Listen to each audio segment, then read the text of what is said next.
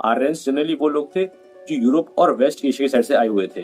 कुछ लोग ये भी मानते हैं कि ये पूरी सिविलाइजेशन नदियों के किनारे थी, तो यहाँ पर बाढ़ आ गई थी। अथर्ववेद में कुछ पावरफुल स्पेल्स और मंत्र बताए गए।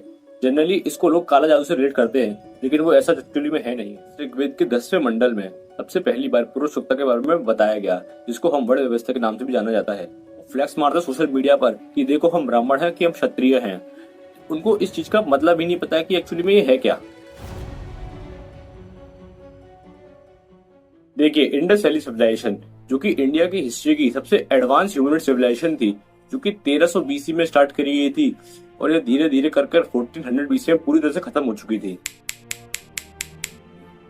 अब इसके खत्म होने का कारण बहुत सारे स्टूडेंट्स बताते हैं कि यहाँ पर आर्यंस का इन्वेजन हो गया था।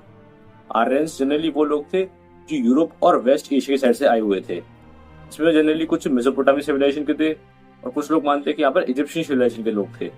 कुछ लोग ये भी मानते हैं कि यहाँ पर भुखमरी बहुत फैल गई थी और कुछ लोग ये भी मानते हैं कि ये पूरी सिविलाइजेशन नदियों के किनारे थी, तो यहाँ पर बाढ़ आ गई थी।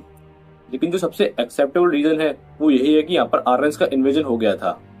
फिर इसके बाद वैदिक सिविलाइजेशन को बनाया गया, जिसमें जनरली हमारे वेद्स बने।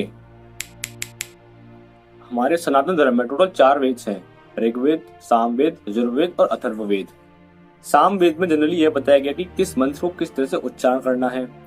यजुर्वेद में यह बताया गया कि किस रिचुअल को और किस हवन को किस तरह से परफॉर्म करना है। और अथर्ववेद में कुछ पावरफुल स्पेल्स और मंत्र बताए गए। जनरली इसको लोग काला जादू से रिलेट करते हैं, लेकिन वो ऐसा एक्चुअली में है नहीं है।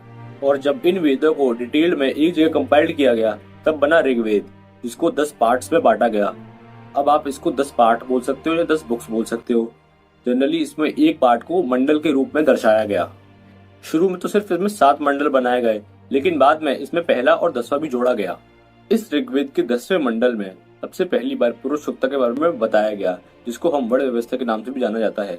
जिसमें सोसाइटी को मेजर 4 क्लास में डिवाइड कर दिया गया।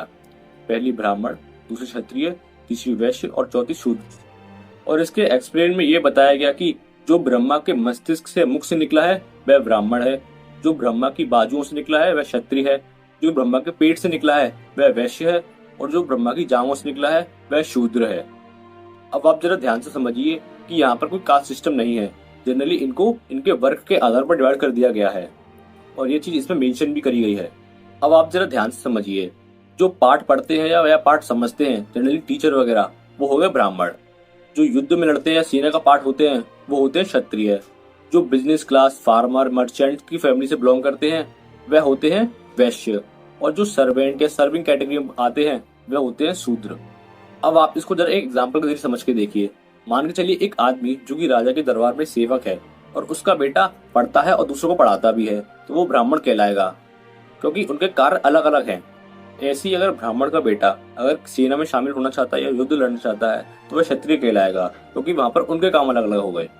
और इस चीज के बारे में वेदों में भी साफ साफ लिखा गया है कि एक वर्ण से दूसरे वर्ण में बिना किसी दिक्कत के जाया जा सकता है। लेकिन आजकल लोगों ने इसको एज अ स्टेटस सिंबल के तौर पर यूज करना चालू कर दिया है। वो फ्लैक्स मारते सोशल मीडिया पर कि देखो हम ब्राह्मण हैं कि हम क्षत्रिय हैं। उनको इस चीज का मतलब ही नहीं पता है कि एक्चुअली में ये है क्या। और जब इनको कोई प्यार से समझाता है तो ये अपनी पूरी जात पात को लेकर लड़ने आ जाते हैं। वेल, अगर आपको ऐसा कंटेंट देखना पसंद है तो प्लीज इस चैनल को सब्सक्राइब कर दीजिए। ये आपके लिए तो फ्री है, लेकिन ये मुझे बहुत हेल्प करेगा। धन्यवाद।